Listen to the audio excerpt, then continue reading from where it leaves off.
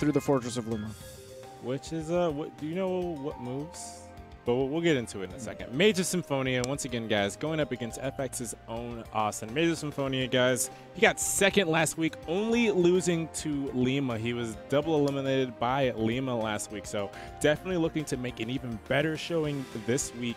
And Awestin, who's usually our #1 best Ness player in DFW, hands down, went out at 9th last week. And losing to Mage and then Denti. Yeah. So Awestin had a tough week last week, and he's definitely looking to take back that #1 spot here tonight. So this is going to be a very interesting matchup, and we already kind of went over it a little bit, but we're going to go right back into how this matchup, Ness versus Rosalina, because that's most likely what we're going to see, kind of goes. And I would be shocked and appalled if I saw anything different. Yeah, Awestin only plays Ness. And if Mage picked up anyone other than Rosalina right? After beating Awestin last week, I would That'd be very upset. Super weird. So we are seeing exactly what we expect. Rosalina and Luma versus Ness.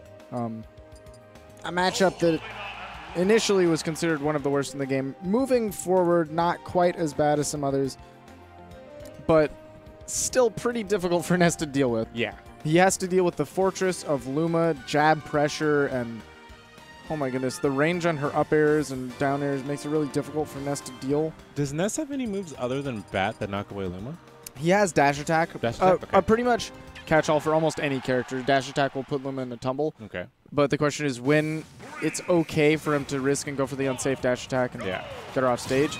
Other than that, he does not have a whole lot to deal with without putting damage on Luma first. Exactly. Okay. He can drift away with his aerials and make it relatively safe, so he can put on damage with the neutral airs or retreating, retreating neutral airs and such to make the other moves able to deal. Yeah. But it takes a while to set up, and it won't work if you're clanking with that Luma jab. Yeah. And then your PK fires get shielded. Oh, that air dodge was risky. Didn't eat another up air, but he did get damage with that forward air. Right. It was a good drift to get away from the up air, but I'm glad that MageOfSymphonia recognized that he wouldn't be able to get another up air. Had he whiffed that one, it would be a free up air for Awestin and total reversal of the situation. Instead, just gets a smaller fair punish. Okay, Luma gone now, though. But what I noted last week is once Luma's gone, Mage seems to get a little bit more aggressive. Exactly, yeah. He's a very aggressive Rosalina player with Luma gone. So you don't get much breathing room. Most Rosalinas like to play the keep away game for an incredibly long time once Luma's gone, waiting for the time to recover back. But Mage always seems to find that sweet hitbox when Luma's out. Going for a punish on that air dodge up air in from Awestin. Not quite going to get it, though. It's a good weight. What's the full jab there? Usually he does for the neutral air. I love how Awestin is rising up aggressively, and we haven't really seen him attempt even that PK Thunder 2 recovery.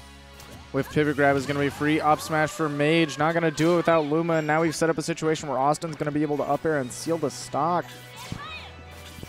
Mage has a little bit to work with. That late hit of neutral air there puts Awestin off stage. I loved Yes! That was so good, but from both of them, to be honest. I loved the high recovery, and using that PK Thunder to not get it taken away by the gravitational pull was great, but what an answer from Mage there. Yeah, even if he gravitational pulled, Awestin could just safely drift to ledge. No big deal.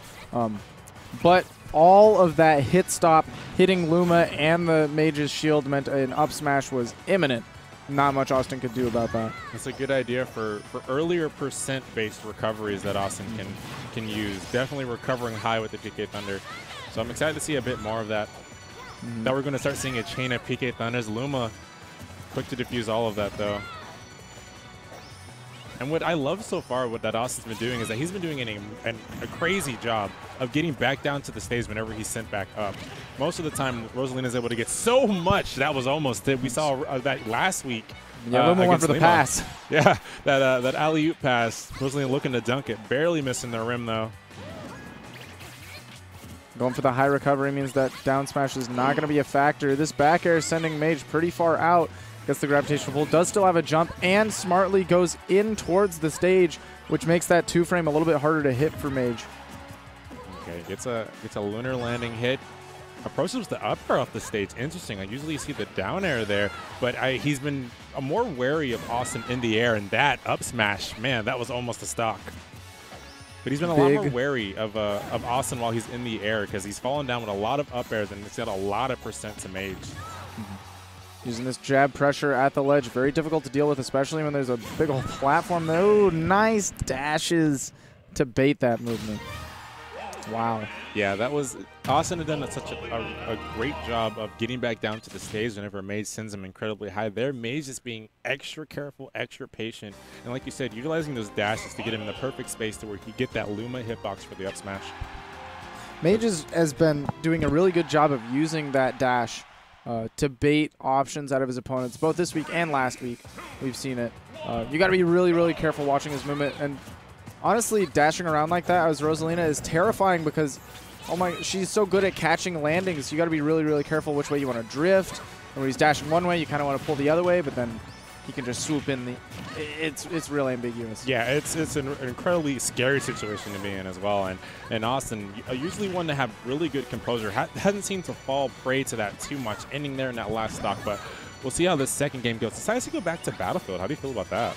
I mean, honestly, his other options are FD, where he can't really mix up his landings, or Town and City, where he dies earlier off the top. Lilat maybe doesn't want to deal with that. I don't blame him for going back to the triplat. Okay. It's probably a comfort pick for him. Yeah. Can definitely see that being the option. But once again, caught up in the air, and like I said, really good at getting back down. I feel like he can't get himself caught in the air too much because Mage has been throwing out really smart hitboxes on his shield and when he's too close to the stage. Just drifting away, is able to grab the ledge safely. Really dangerous because if he were swatted away at that point, having no jump, oh my goodness. Wow, I don't know how that Luma hitbox hit. It looked like Luma was behind her, but he got it. And another one, 2 up smashes, maybe looking for a third. Just goes for an up tilt instead, and that gets the stock. 48% on MageOfSymphonia right now. Awestin is going to have to work hard to get this back. Just taking the PK Thunder, which is usually so much damage for Ness, just juggling people in the air. Huge. And normally that's Austin's big comeback factor too. He's really good at landing those PK Thunder 2s, making you look like a fool, but not going to happen when you gravitational pull them away. That makes this comeback that much harder.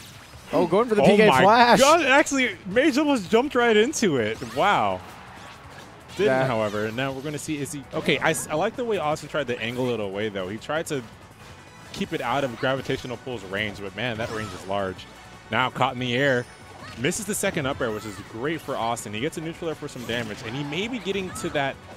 Oh my gosh! Luma actually passed Ness up into Rosalina's space, able to give her a taste of her own medicine. Passing the ball to the wrong team. Rookie mistake, Luma. Yikes! But Luma's putting in all the work right now to make up for it, getting these up airs, putting on a ton of damage. Is Awestin going to be able to land? Mage doing another job. A great job of dashing back and creating space and just punishing the landing with the jabs. And again, a repeat. He just dashes back and forth, makes Awestin feel real uncomfortable. He wants to air dodge, and he does, right into the up smash. Yeah, that's the like clockwork.